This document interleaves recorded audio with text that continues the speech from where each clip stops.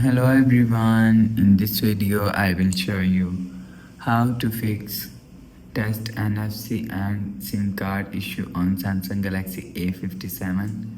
Let's start the video. First of all, go to app library.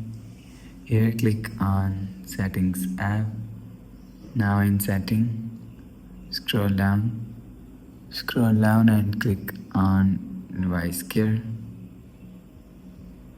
After click on device care, scroll down and click on diagnostics.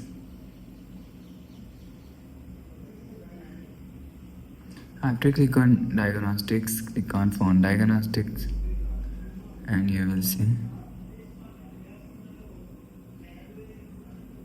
see if you want to test SIM card and NFC, click on NFC and you will see your NFC result is normal. If you want to check SIM card, click on SIM.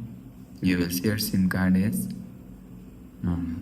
After the process, go back to home screen. So that's how you can check and test and SIM and NFC card on Samsung Galaxy A57. If you like the video, please subscribe. Thanks for watching.